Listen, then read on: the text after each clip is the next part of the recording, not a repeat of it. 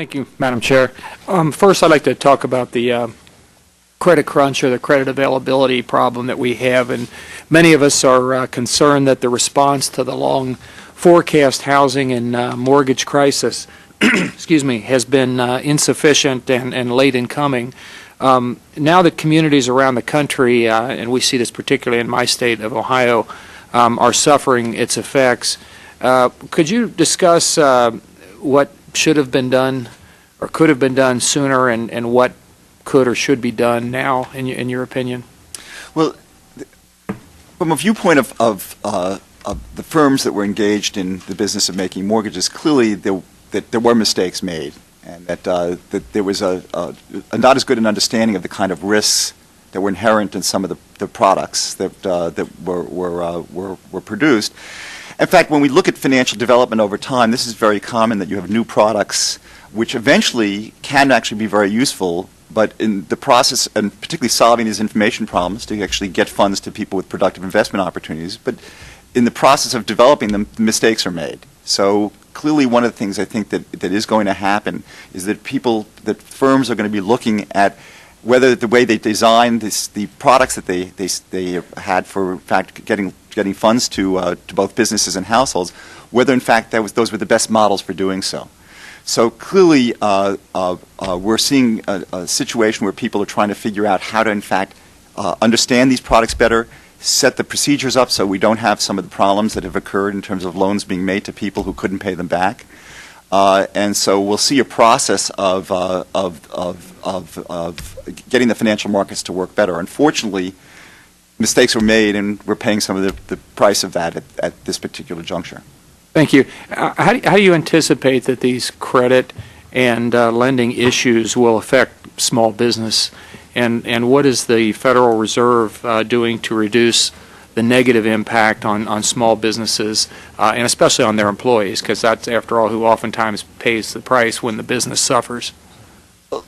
One of the good things is that going into this situation where we've had this financial market disruption, that the balance sheets of firms has been quite strong, and this is true for small businesses as well as large businesses, which actually helps them have the resources to weather this kind of a problem better than they otherwise would.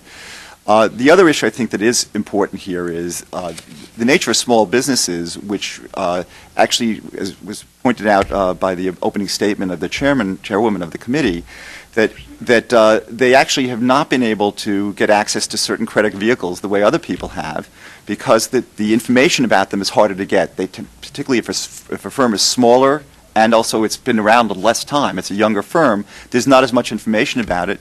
It's actually harder to take the loan to that person and then bundle it together and securitize it. The aspect of that that actually helps small businesses now is that they're not quite as exposed as some of the other sectors of the economy. So nonetheless, there clearly has been an impact on small businesses because of the tightening of credit conditions. And there has been an impact in this financial disruption on aggregate demand in the economy. In a situation like that, a central bank is supposed to act in order to counteract those negative shocks. I mean, our job is to keep the economy on an even keel, which means prevent inflation from being too high, or actually even preventing it from being too low, but it's similarly also trying to prevent economic fluctuations that are undesirable. So in this context, what the Federal Reserve has done has been to lower interest rates in order to counteract the negative shock that has occurred from the financial disruption. And clearly, not only is that going to help the overall economy, but particularly will also help small businesses as well. Okay, thank you. I had mentioned Chairman Charlie Rangel's so-called mother of all tax bills in my opening statement, and voiced my concern about it. And it's been said that millions of Americans who own small businesses and who pay taxes on that income on their individual tax returns are going to face, in effect, what is a triple whammy. First, they'll be hit with a 4% surtax on some of their income. Second, many of them will lose the Section 199 manufacturing deduction that lowers taxes on their business income. And third, this is happening at the same time as large corporations would be getting an across-the-board tax cut. it even as engines of job creation to compete with the larger corporations and for those business owners to deal with these increase in taxes.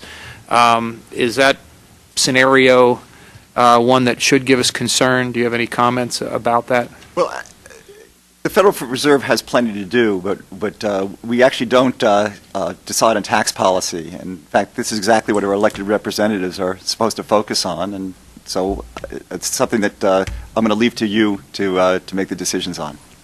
All right. Well, as I said, a lot of us have an awful lot of concern about that, and hopefully reasonable minds will prevail, but only time will tell where we're at. And finally, and this may, again, get into an area where you may or may not want to comment, but I'm going to jump into it anyway. Would you agree that permanency and certainty in the tax code is beneficial to our economy, because businesses can then determine what policies they're going to be faced with and how to deal with those kind of on a long-term basis? And in general, do you believe that the tax relief that we passed back in 2001 and 2003 helped the recent growth in our economy? And do you believe that it would make sense to make those tax policies permanent so that small businesses can depend upon those in the future?